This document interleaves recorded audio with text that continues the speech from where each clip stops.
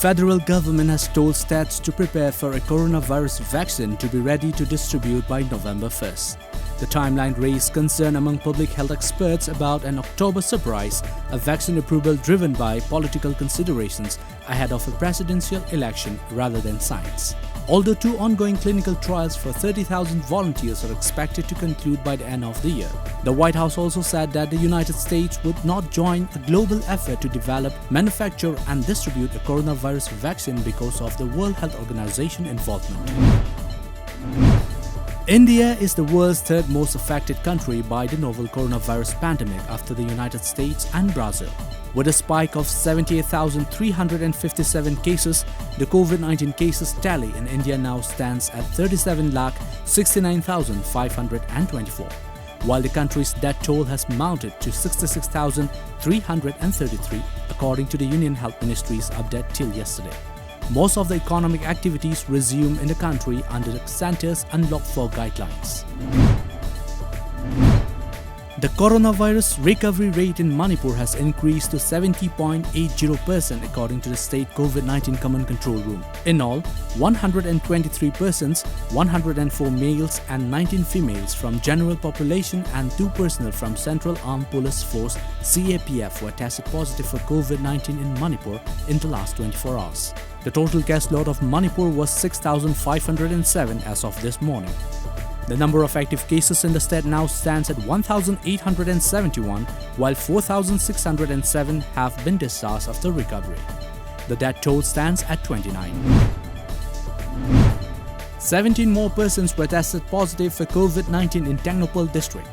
The cases were confirmed at the Jawaharlal Nehru Institute of Medical Sciences, Jennings, Imphal. Now the district has 33 active cases.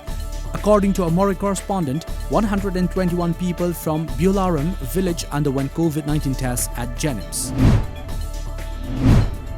Councillor P.H. Medhavati Devi today inaugurated a newly constructed crematorium at Moirang Municipal Council, Ward No. 5, Mairam-Bamlaikai, Sendra Road. The crematorium was built at an estimated cost of Rs 7.5 lakh, which has a water reservoir, a rest house and electricity.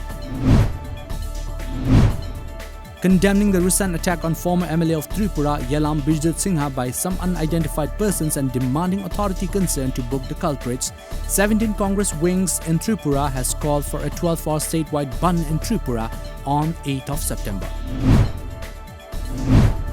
Arunachal Pradesh Agriculture and Horticulture Minister Tagi Taki has said that the state is all set to double the production of large cardamom in the next 5-6 years. He also said that the state has been taking several steps to streamline the production of spices such as large cardamom, turmeric, ginger and chilies. 8 more positive patients succumbed to COVID-19 infection in Assam last night, taking the state's death toll to 323.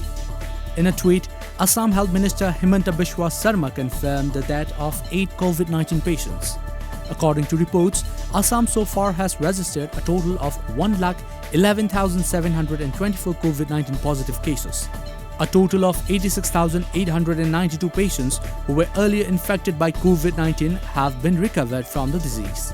With 8 more fatalities, Assam currently has 24,506 COVID-19 active cases. Twitter account of Prime Minister Narendra Modi was hacked yesterday. Twitter said an account of Narendra Modi's personal website was hacked with a series of tweets asking its followers to donate to a relief fund through cryptocurrency. As per media report, Twitter said it was aware of the activity and has taken immediate steps to secure the compromised account.